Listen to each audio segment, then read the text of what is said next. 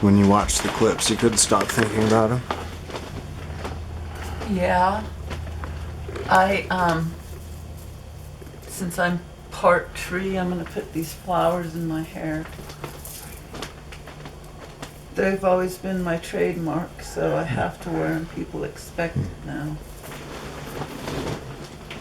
But, yeah, what was I saying? You were saying the clips, about clips. Oh, whenever I would watch the clips, I couldn't resist watching them. We made an agreement to stop watching the clips, and I could not stop watching the clips. And I hope it's not affecting. I hope it didn't affect the film negatively. We'll have to see. I don't think it did. What? I don't think it did. Well, we will have to see since we're not done with the film, but we're 10 years from now, so I'll say it turned out beautifully. Because I was so captivated with everything we uploaded, and I couldn't keep my eyes off of it, and I couldn't stop thinking about it. It's very strange to be so immersed in something that's unfolding, like, at the same time you're immersed in it. It's kind of bizarre. To be obsessed with your very own life, really. That's part of the obsession. We became obsessed with our own lives because we could see our lives from a distance. We could realize the illusion of our own lives. We could start to recognize it on the screen. And we were in the process of opening our eyes to see the land of tranquil light everywhere around us. And so we're being able to look at ourselves, go through this process more objectively. And I don't even think objective is a value that I've embraced in my life. But I will say there's a benefit to being more objective. And that is you can grow more quickly. If you have a little distance from what you're going through, you can become happier more quickly. So this film allowed us to like step out of ourselves and take the role of an audience member, and we thoroughly enjoyed it.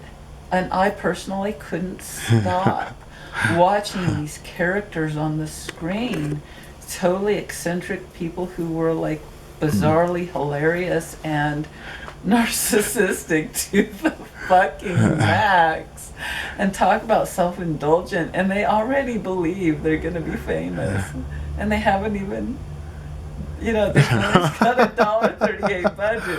They're living in a car and they're acting like fucking millionaires, millionaires and famous movie stars.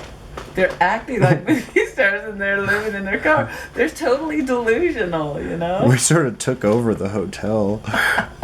Like, we just made this our little studio for a week and a half while we were here. Treats us like movie stars. Right. And filmmakers. Those people at the desk, we filmed them, right? Yeah. Cool. All right. I want them to be in it. They need to be in it. Okay, let's do it. Let's make sure they're in it. We are running out of time, though. God. No, we're not. What do you mean we're running out of time? To be here at this age. Oh, but we already got them, so that's cool. Oh, okay, cool. And now you said we would go over and talk to the neighbor at some point. Yeah, but she's been hiding, so maybe she doesn't want to anymore. They're interesting from a distance.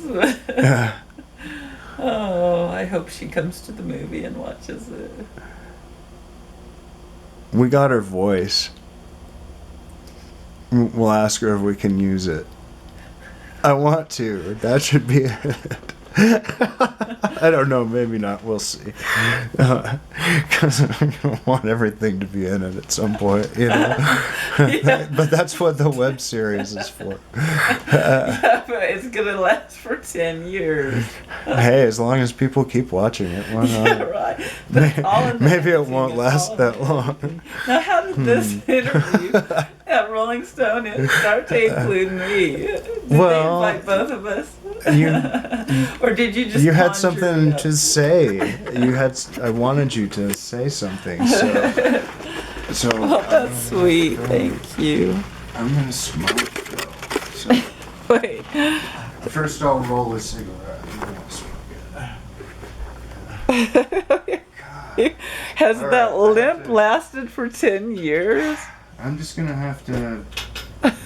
I don't know. Overcome this. You are so fucking cool.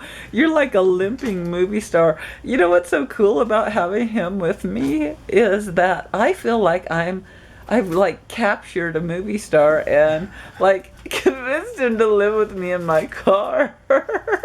It's sort of similar to that Stephen King story, Misery. Right? Very like He that. hasn't like taken a sledgehammer to me yet. Yeah, but every day he looks at me with some concern in his eyes and going, I don't know if today's gonna be the day. Yeah, but it's so cool living with my own celebrity.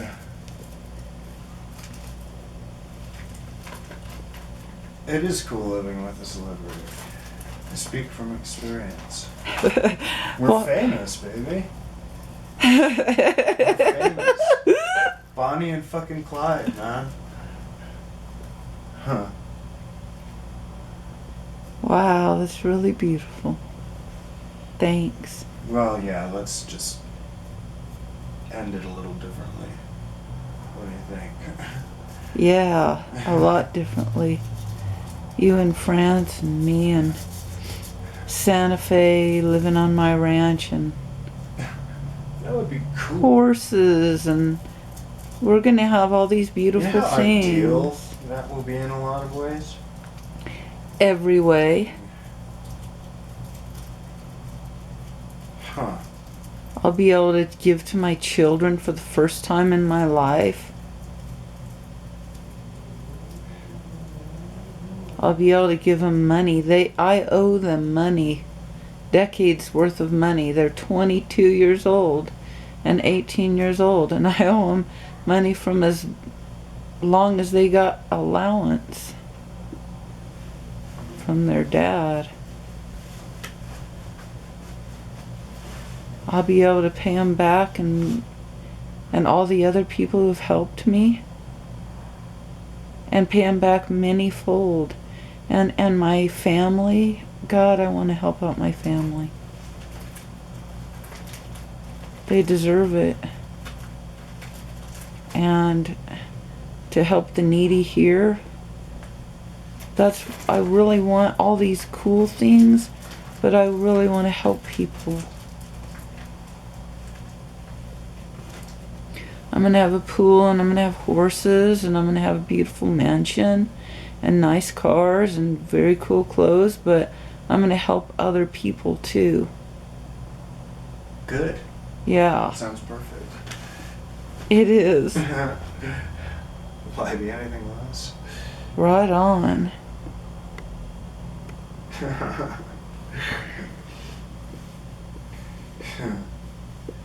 What do you want to do with your money? I mean, what do you do with the money you earned? I don't know. Of course I created a production studio. I mean, I needed one.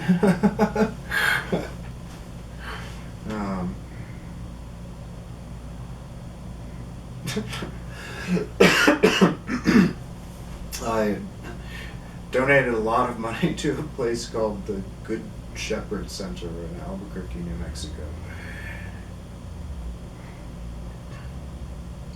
That's a place where I was in rehab a couple of times for extended periods when I was in my 30s. And I always told myself when I was there that if I ever had a lot of money, I would donate a lot of money to them. So I did. Let's see, me. I pay attention. I remember what it was like starting out, and I remember what it was like to need money for something, for some reason. So, just see what presents itself and keep my eyes open to what's in front of me, and if something happens, no, not if something happens, just if somebody needs money for something, and it's a good cause, then that's where my money goes. Well, saying that so publicly, do you feel that that invites people who would take advantage of you? And how would you handle that kind of situation?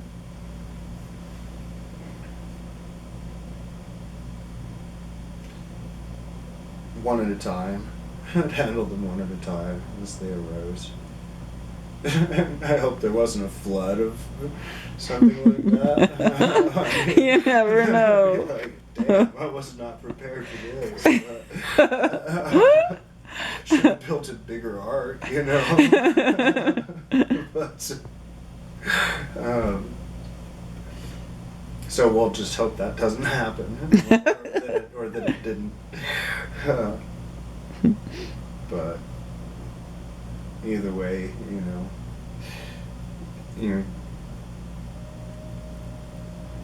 what's the expression? What do you do to the storm? Do you face it? Do you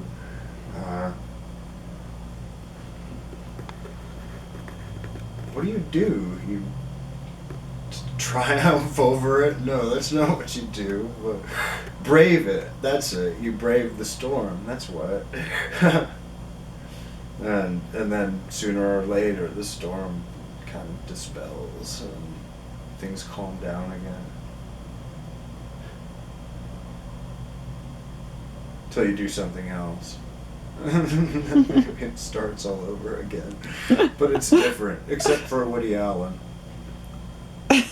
Poor guy. But